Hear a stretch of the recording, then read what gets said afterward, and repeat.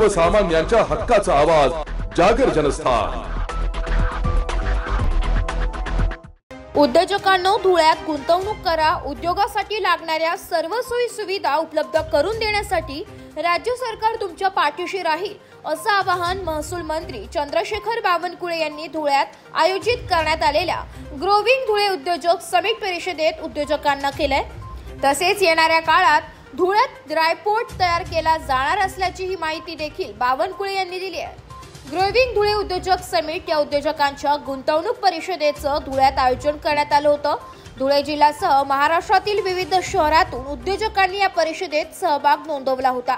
महाराष्ट्रातील उद्योजकांनी धुळ्यात गुंतवणूक करा, उद्योगासाठी पोषक असं वातावरण धुळ्यात तयार केले जाईल, सवलतीची वीज, रस्ते, पाणी यांसह विविध प्रकारच्या सुविधा एक खिडकीच्या माध्यमातून उपलब्ध करून देण्याची जबाबदारी राज्य सरकारची असेल। उद्योजकांच्या पाठीशी राज्य सरकार उभं असून कुठलीही गुंडागर्दी, कुठलाही त्रास खपून घेतला जाणार नाही, असं देखील बावनकुळे यांनी स्पष्ट केलंय। यावेळी महसूल मंत्री चंद्रशेखर बावनकुळे, पालकमंत्री जयकुमार रावल, खासदार डॉक्टर शोभा बच्छाव, आमदार अनुप अग्रवाल, आमदार मंजुळा गावित, आमदार काशीराम पावरा, जिल्हाधिकारी जितेंद्र पापळकर, जिल्हा पोलीस अधीक्षक श्रीकांत धिवरे यांच्यासह विविध भागातील उद्योजक मोठ्या संख्येने उपस्थित होते।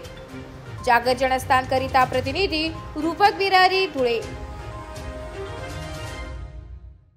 आत्मा मालिक हॉस्पिटल तर्फे दिनांक 1 डिसेंबर 2024 पासून आरोग्य तपासणी शिबिर सुरू करण्यात आले। या शिबिरात रुग्णांसाठी अनेक प्रकारच्या तपासण्या आणि उपचार हे सवलतीच्या दरात उपलब्ध आहे। शिबिर 21 जून 2025 जागतिक योग दिनापर्यंत चालणार असून 35,000 रुग्णांपर्यंत शिबिर पोहोचवण्याचे उद्दिष्ट आहे। हॉस्पिटलमध्ये अनेक सुविधा उपलब्ध आहे। तसेच एक्स-रे, सिटी स्कॅन, सोनोग्राफी, 4 अत्याधुनिक operation theatre, cath lab, dialysis machine, फुफ्फुस, मेंदू, किडनी व हृदयविकारासंबंधी सर्व सुविधा हॉस्पिटलमध्ये उपलब्ध आहे। 100 खाटांचे मल्टी स्पेशालिटी हॉस्पिटल। या सर्व गोष्टींचा नागरिकांनी या संधीचा लाभ घ्यावा, असे आवाहन